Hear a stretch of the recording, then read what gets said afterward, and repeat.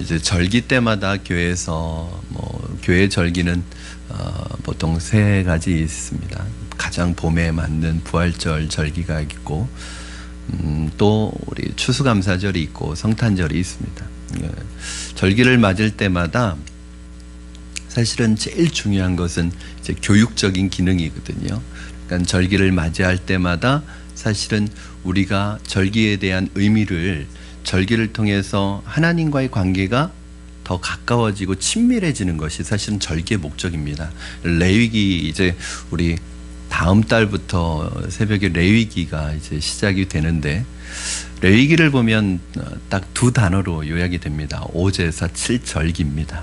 그러니까 5번의 제사는 뭘 의미했냐면, 죄로 인해서 하나님과 끊어졌던 우리와 하나님과의 관계를 회복하는 건 제사로 회복을 합니다. 그런데 절기는 뭐냐? 그 회복한 하나님과 우리 사이의 그 관계가 사실은 우리의 연약함과 우리의 이 죄성 때문에 그 관계가 지속되기가 어려워요. 그래서 이 절기를 통해서 하나님과의 그 친밀감과 그 관계를 지속해 나가는 계기가 됩니다. 그래서 절기 때마다 하나님이 우리에게 베풀어 주신 은혜를 기억하고 생각하고 감사하는 절기로 보내는 거예요. 그 한 해를 시작하면서 첫 번째 만든 절기가 부활절입니다. 그렇죠? 고난주간 절기. 어떻게 보면 참 이 유대인의 그 6월절하고 비슷한 것 같아요. 유대인의 6월절이 딱 시작되면 그 일주일 동안 무교절을 지내거든요. 광야에서 힘들게 어렵게 고생했던 그때를 기억하면서 자녀들에게 이제 교육의 기회로 삼습니다. 왜 쓴 나물을 먹어요? 왜 이 그 누룩이 들어있지 않은 빵을 먹어야 돼요? 왜냐하면 평상시에는 누룩이 들어있는 빵을 먹고 맛있는 음식을 먹다가 그 절기 때는 무교병과 무교병을 먹고 쓴나물을 먹어요. 그러면 아이들이 물을 거 아니에요? 엄마, 아빠, 왜 이 절기 때는 이런 것을 먹어요? 그때 그 아이들에게 이 교육의 기회로 삼는 거죠. 하나님께서 우리를 애굽에 있을 때, 애굽에서 종살이 할 때 하나님의 강한 손과 편팔로 우리를 구원해 주시고 광야길을 가게 하셨던 그 하나님의 은혜를 기억하면서 우리가 이 쓴 나물과 이 무교 전병을 먹는 것이란다. 이렇게 교육의 기회로 삼는 거예요. 저는 우리 아이들이 이 고난주간에 특별 새벽 기도회도 했고, 또 한편으로는 오늘 성금요 예배에 나와서 찬양도 불렀어요. 우리 아이들이 다 나가 버렸어요. 그래서 제가 물어보고 싶었는데, 왜 새벽에 나왔니? 왜 오늘 금요일 날 나와서 이렇게 하나님 앞에 찬양했니? 한번 물어보고 싶었어요. 여러분 그러지 않겠어요? 일주일 동안 아이들이 막 힘들게 새벽 예배를 해요. 새벽에 일어나요. 그러면서 부모님에게 묻지 않겠어요? 왜 우리는 이렇게 새벽에 이렇게 일어나서 새벽 기도를 나가야 돼요? 이 고난주간에? 그때 설명해 주는 거죠. 왜 우리가 이 고난주간에 이렇게 기도하는지, 기도하면서 지내는지, 그것에 대해서 교육하는 기회로 삼는 거죠. 아이들이 그냥 맹목적으로 새벽에 나오는 게 아니라, 엄마 아빠에 이끌려서 어쩔 수 없이 나오는 게 아니라 막 눈을 비비고 일어나는 그 아이들에게, 네가 왜 이렇게 이 고난주간에 피곤한 몸이지만, 더 자고 싶지만 이렇게 새벽을 깨워서 교회에 나와서 예배드리고 하는지 그 이유를 분명히 설명을 해줘야죠. 그래야지 아이들이 고난주간에 그래서 우리가 새벽부터 깨어야 하는구나. 고난주간에 성금요 예배 때 이렇게 나와서 하나님 앞에 찬양하는 거구나. 그렇죠? 설명이 돼야 됩니다. 그것이 바로 절기의 목적이에요. 여러분 이번 한 주간 자녀들과 고난주간을 보내면서 우리 아이들이 그래도 주일학교 한 10명 이상, 그리고 또 중고등학생도 이렇게 나왔는데 혹시 그 부분을 잘 설명을 해 주셨으리라고 믿습니다. 오늘 특별히 예수님께서 십자가에 달려 돌아가신 날을 기념해서 예배드리는 성금요일입니다. 그래서 우리는 오늘 교회에 모였습니다. 그리고 예수님의 고난과 십자가의 죽음을 생각하면서 그 십자가가 주시는 메시지 속에서 자신의 삶을 돌아보고 하나님의 임재 안으로 나아가려고 오늘 저와 여러분이 이 자리에 모였습니다. 오늘 말씀을 통해서 예수님의 십자가가 주시는 승리와 능력을 여러분 모두가 저와 동일하게 경험하는 시간 되기를 바랍니다. 오늘 우리가 읽은 본문은 세 부분으로 나눌 수 있습니다. 첫째는 예수님의 죽음 전에 일어났던 현상을 얘기해 주고 있고요. 두 번째로는 예수님께서 십자가상에서 최후에 하셨던 외침, 그리고 마지막 세 번째는 예수님이 죽으신 이후 그 되어진 일들과 예수님의 이 마지막 외침과 예수님이 죽으시는 장면을 보고 주변에 있었던 사람들의 반응, 이 세 가지로 나누어 놓긴 했는데 사실은 이 세 가지가 다 한 가지 메시지를 우리에게 주고 있습니다. 그거 뭐냐? 바로 십자가는 실패가 아니라 예수님의 패배가 아니라 예수님의 승리다. 예수님의 위대한 승리를 보여주고 예수님의 능력을 보여주는 그러한 하나님의 승리의 표시다라는 것을 오늘 우리에게 이 세 가지가 좀 나눠놨지만 동일하게 얘기해주고 있습니다. 따라서 오늘 말씀을 통해 예수님께서 이루어 놓으신 십자가의 승리가 저와 여러분의 승리가 되기를 주님의 이름으로 축원합니다. 십자가의 능력이 오늘 저와 여러분의 연약한 육체의 능력을 초월해서 역사하시는 하나님의 능력으로 오늘 우리 가운데 나타나기를 주님의 이름으로 축원합니다. 자, 첫 번째, 예수님의 죽음을 앞두고 일어난 현상들인데 이것이 왜 예수님의 십자가가 실패가 아니라 승리인지를 보여주는 아주 중요한 표지입니다. 자, 첫 번째, 하늘의 해가 빛을 잃고 어둠이 온 땅에 임했습니다. 우리 44절 말씀 한번 같이 읽겠습니다. 44절 시작. 때가 제6시쯤 되어 해가 빛을 잃고 온 땅에 어둠이 임하여 제9시까지 계속하며. 여러분, 어둠, 태양이 빛을 잃는 현상은, 어둠이 임하는 현상, 흑암이 임하는 현상은 종종 구약 성경에서는 하나님의 심판에 대한 상징적인 표현이었습니다. 그러니까 하나님의 심판을 얘기할 때 흑암이 임하는 현상을 상징적으로 표현하는데 오늘 본문은 상징이 아니라 실제로 해가 빛을 잃었대요. 시간적으로 보면 제6시면 우리 시간으로는 정오입니다. 12시입니다. 제6시부터 제9시까지니까 우리 시간으로는 정오부터 오후 3시까지 빛을 잃었대요. 여러분, 어둠이 흑암이 임했습니다. 캄캄해졌습니다. 가장 햇빛이 찬란하게 빛날 때, 가장 해가 밝을 때, 가장 햇빛이 강하게 내리쬐어대는 그 순간에 해가 빛을 잃고 어둠이 온 땅에 임했다는 거예요. 여러분, 왜 그랬을까요? 왜 이것이 갖는 의미가 무엇일까요? 예수님이 십자가에 달리신 것이 해에게도 슬퍼서 하늘이 슬퍼하는 겁니까? 아니죠. 굉장히 중요한 의미를 가지고 있어요. 여러분, 흑암, 어둠하면 여러분 생각나는 게 뭐가 있으십니까? 어둠, 흑암 하면. 네, 맞습니다. 열재앙, 애굽에서 일어났던 10가지 재앙이 있잖아요. 그 10가지 재앙 다 아세요? 피게이팍, 도금의 흑장, 저희는 이렇게 외웠는데, 여러분, 애굽에서 흑암 10가지 재앙 중에 장자의 죽음 전에 있었던 것이 이 흑암 재앙입니다. 온 흑암이 그 애굽 땅을 덮었어요. 그리고 그 애굽 땅에 이 흑암 재앙이 있은 이후에 어떤 일이 일어나냐면 애굽에 사는 모든 장자는 동물에서부터 가축에서부터 사람까지 다 죽임을 당합니다. 그때 살 수 있는 방법은 뭐냐면 어린 양의 피를 문설주와 문 임방에 바르는 거예요. 그러면 죽음의 신이 그 땅을 지나갈 때 이 어린 양의 피가 발라져 있는 그 집은 건너뜁니다. 이게 유월한다고 그러는 거예요. 패스 오버합니다. 그래서 그 피가 발라져 있는 집은 건너뛰는 거예요. 그 집에 착한 사람이 있느냐 나쁜 사람이 있느냐 별로 중요하지 않아요. 죽음의 신이 건너뛰는 이유는 그 피가 발라져 있는 집이어야지 건너뛰는 거예요. 이스라엘 백성들은 이것을 듣고 하나님의 명령을 듣고 문설주와 문임방에 피를 발라서 다 죽음을 면했습니다. 그러나 애굽에 사는 애굽 사람들은 모든 장자들을 다 잃어버렸어요. 심지어는 바로의 장자까지 잃어버렸습니다. 여러분, 마찬가지로 오늘 십자가에 못 박히심은 예수님께서 친히 유월절 어린 양이 되심을 우리는 이미 알고 있습니다. 그렇죠?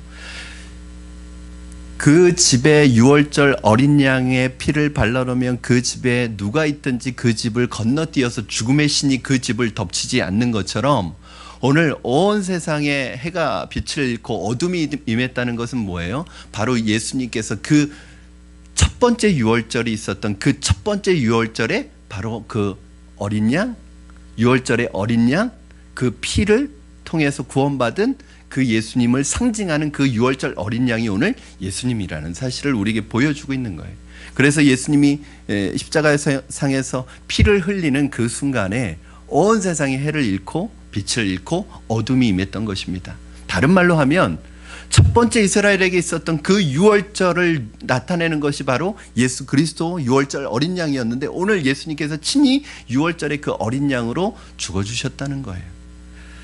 사랑하는 여러분, 이것이 무엇을 의미합니까? 유월절 어린 양이 죽을 것이고 이 어린 양이 흘린 보혈을 통해 십자가의 죽음을 통해 새로운 출애굽, 모든 죄와 사망과 속박에 매여 있던 인류를 해방시키는 그 현상들입니다. 이스라엘 첫 번째 유월절을 이렇게 어둠과 관계가 있었습니다.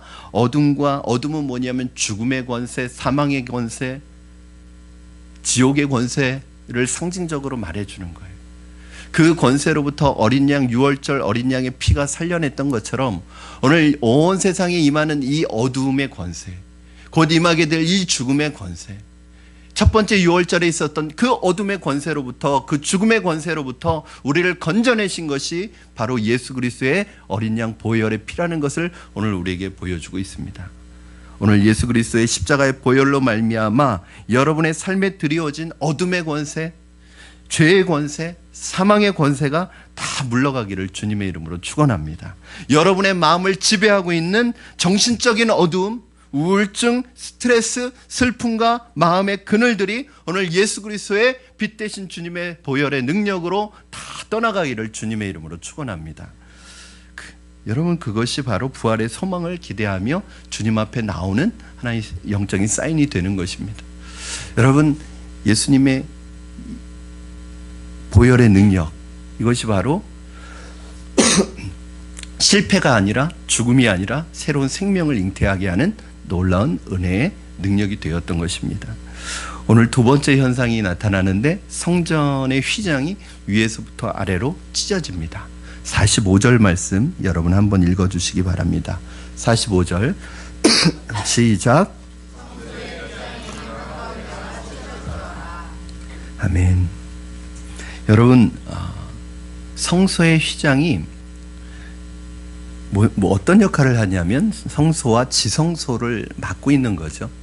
이 지성소는 하나님의 임재가 있는 곳이, 그런데 이 하나님의 임재가 있는 지성소에는 아무나 못 들어갑니다. 1년에 한 번 대제사장만 들어갈 수 있는 특별한 곳이에요. 왜요? 이 지성소는 하나님의 임재가 임하는 곳이기 때문에 죄가 있는 사람이 들어가면 다 죽어요. 심지어는 대제사장도 인간이기 때문에 자신의 죄를 속하지 않고 들어가면 죽습니다. 아무나 들어갈 수 있는 장소가 아니에요. 그런데 이 휘장을 사람이 들어가지 못하도록 해놨던 이 휘장이 갈라졌대. 그것도 위에서부터 아래로 갈라졌다는 거예요. 밑에서부터 갈라졌으면 이건 사람이 찢은 거예요. 그런다 위에서부터 갈라졌다는 것은 이건 하나님이 찢으신 거예요. 여러분, 이제 예수 그리스도의 십자가의 죽으심으로 말미암아 더 이상 휘장이 필요가 없어졌습니다. 왜냐하면 예수님은 늘 뭐라고 말씀하셨죠? 자기 자신을 가리켜서 성전이라고 말씀하셨어요. 성전보다 더 크신 이가 우리에게 왔기 때문에, 성전 자체이신 예수님께서 우리에게 오셨기 때문에 이제 더 이상 성전이 필요가 없어졌습니다. 그리고 성전이신 예수님의 육체가 찢기는 것을 바로 눈에 보이는 성전의 휘장이 찢기는 것으로 표현한 거예요.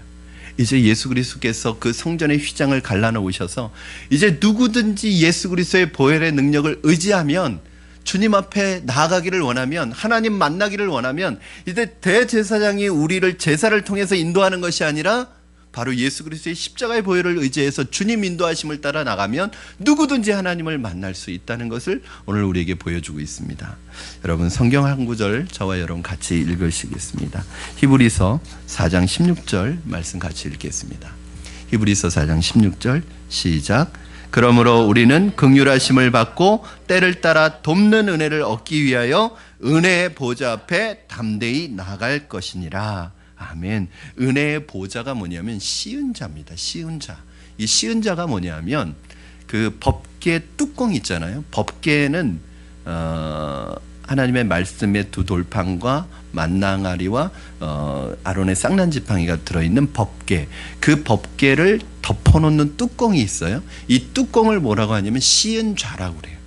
여기에 이제 구룹 천사가 그 뚜껑 위에 있는데 그것은 하나님의 임재가 임하는 곳이에요. 즉 은혜의 보좌 앞으로 나간다는 것은 뭐냐면 지성소 안으로 나간다는 거예요.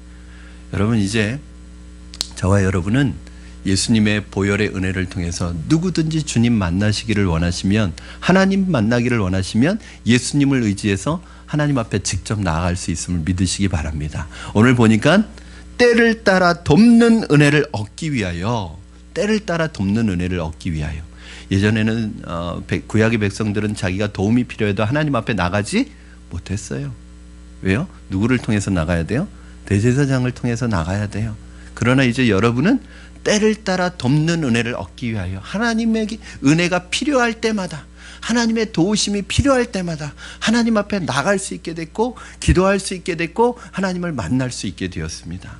사랑하는 여러분, 저는 여러분이 이것이 하나님의 은혜이고 축복인 것을 아시고 하나님 앞에 나아가는 것을 주저하지 마시기 바랍니다.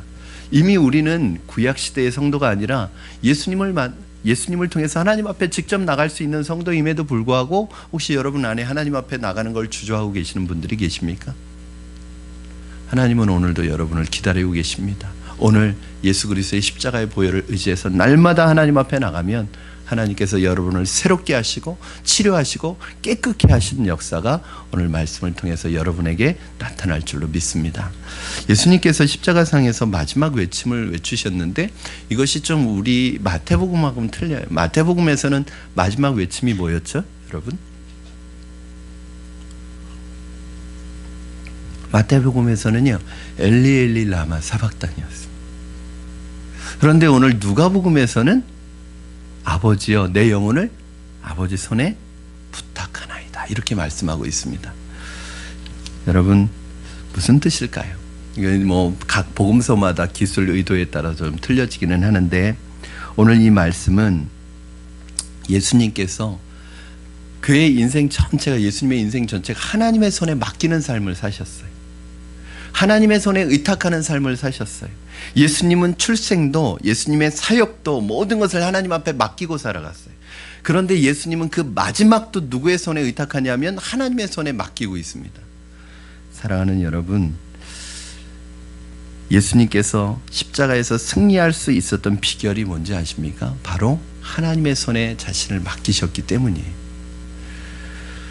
여러분, 이 세상을 떠나가는 사람들을 보면 두 종류가 있습니다.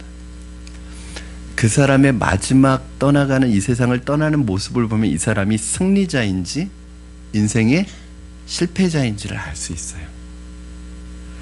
여러분, 마지막 떠나가는 사람의 모습이 주님 내 영혼을 아버지 손에 부탁하나이다, 끝까지 주님 손에 부탁하고 평화로운 가운데 가는 사람이 있는가 하면, 마지막 순간까지 이 예수님 옆에 같이 달렸던 한 강도처럼 마지막 순간까지 고통스럽게 미련을 남기고 안타까워하면서 세상을 떠나는 사람이 있습니다. 그 사람이 살아갔던 삶의 모습을 봐도 알 수 있지만 결국 그 사람의 마지막 모습이 그 사람의 진짜 승리와 실패를 가름하는 모습이에요. 사랑하는 성도 여러분, 오늘 여러분의 인생을 하나님의 손에 의탁하시기를 바랍니다. 하나님의 손에 맡기시기를 바랍니다. 이것이야말로 진정한 승리고 진정한 성공이라는 것을 믿으시기 바랍니다. 그리고 우리가 주님 앞에 가는 날, 우리도 아버지여 내 영혼을 아버지 손에 부탁하나이다, 이 마지막 말이 우리의 마지막 고백이 되기를 주님의 이름으로 축원합니다.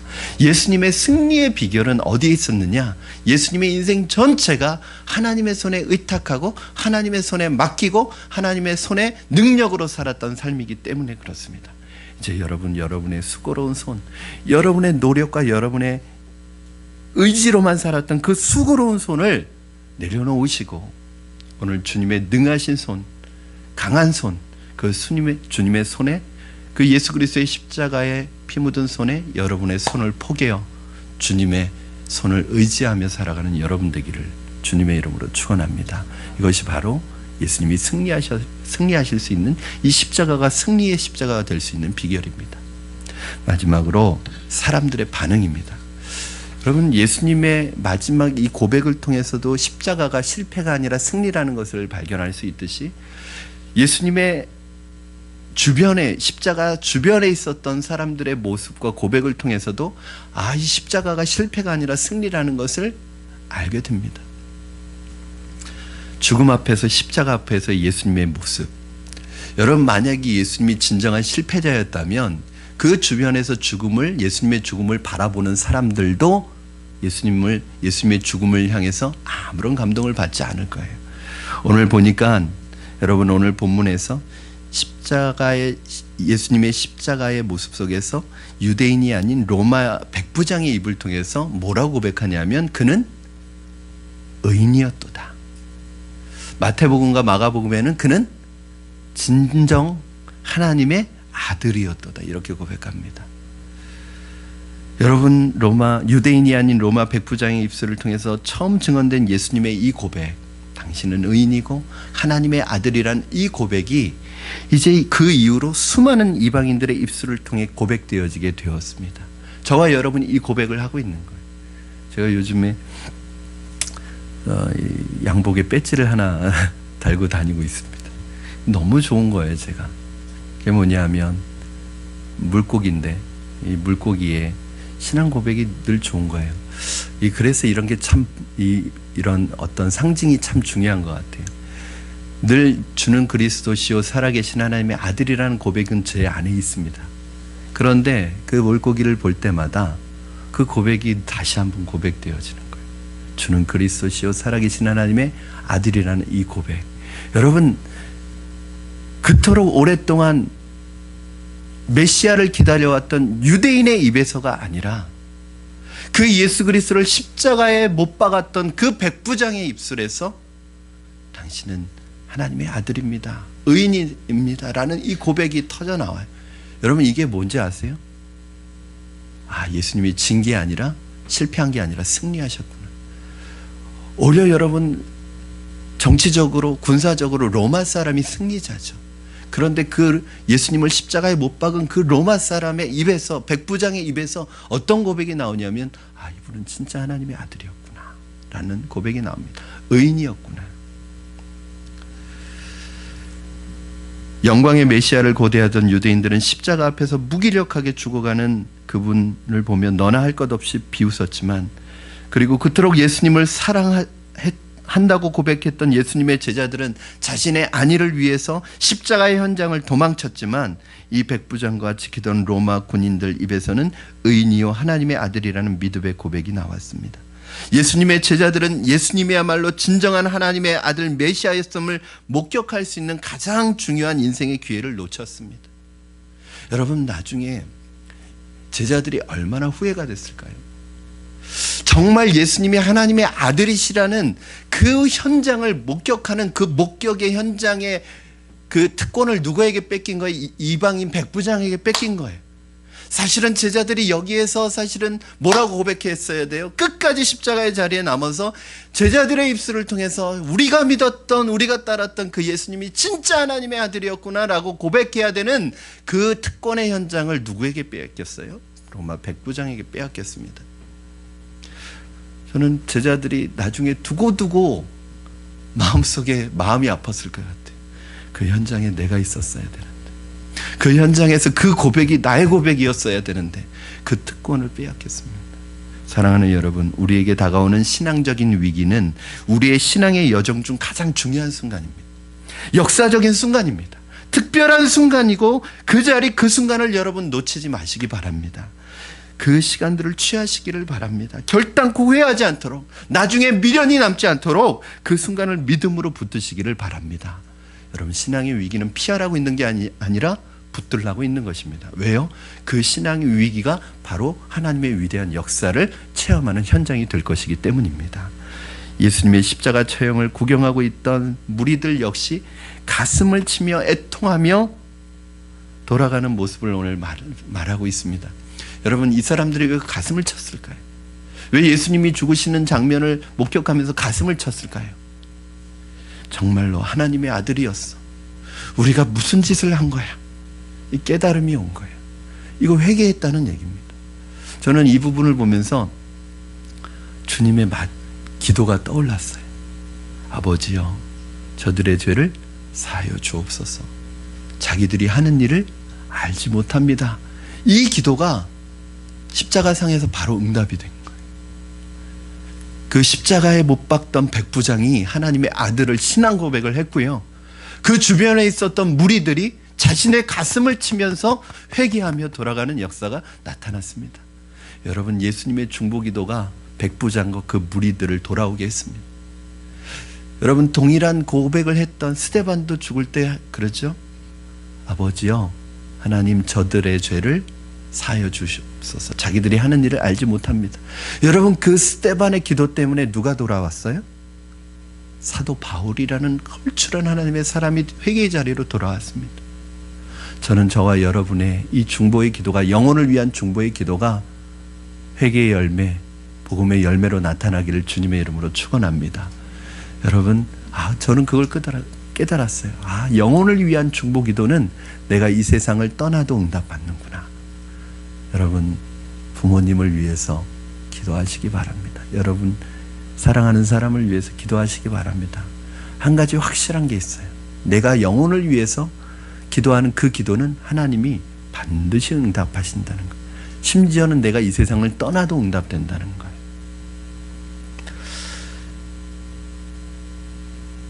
제자들이 떠난 상황에서 마지막까지 예수님의 자리를 지켰던 사람이 있습니다. 아리마대 요셉과 여인들이었습니다.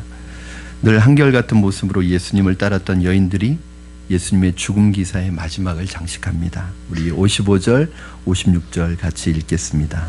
시작.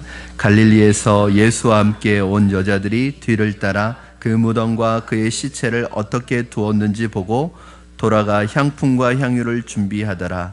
계명을 따라 안식일에 쉬더라. 아멘.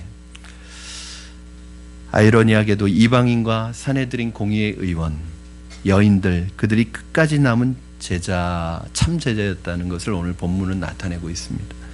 누가복음의 후반부는 반전과 역전의 연속입니다. 예수님의 시세자였던 시몬 베드로가 예수님을 부인하고 도망가 버렸는데 그 자리를 누가 대신해요? 구레네 시몬이 대신해서 예수님의 십자가의 길을 대신 십자가를 짊어지고 가야 합니다. 그 자리는 원래 시몬 베드로의 자리여야 합니다. 다른 사람은 모두 주님을 버릴지라도 나는 끝까지 주님을 버리지 않겠다고 했던 시몬 베드로가 있어야 될 그 자리에 구레네 시몬이 그 자리를 차지합니다. 오늘 본문에서 자신들의 민족의 구원자로 기다리던 메시아를 유대인들은 조롱하고 버렸는데 이방인 백부장은 진짜 하나님의 아들이었다고 고백을 합니다. 끝까지 예수님의 옆자리를 지켜야 했던 제자들은 자기 살겠다고 다 도망가 버렸는데 그 연약한 여인들은 끝까지 예수님의 옆을 지켜주었습니다. 이것이 아이러니가 아닐 수 없습니다. 그럼 말씀을 정리합니다.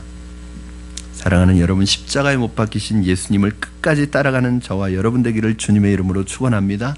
내 안위와 안정과 내 필요를 위해 주님을 따라다니는 삶이 아니라 나를 위해 십자가의 모진 고통을 당하시고 하나님 아버지로부터 버림받으신 그 주님의 십자가를 붙들고 이 땅 살아가는 동안에 믿음으로 살아가시기를 바랍니다. 오늘 드려지는 이 성금요 예배를 통해 여러분의 삶의 십자가의 위대한 승리가 이루어지기를 주님의 이름으로 축원합니다. 우리는 주님의 죽으심을 날마다 고백합니다. 우리의 고백이 패배자의 넋두리가 되지 않기를 바랍니다. 승리에 대한 확신이고 하나님 곧 완성될 하나님 나라에 대한 확실한 소망이 되기를 주님의 이름으로 축원합니다.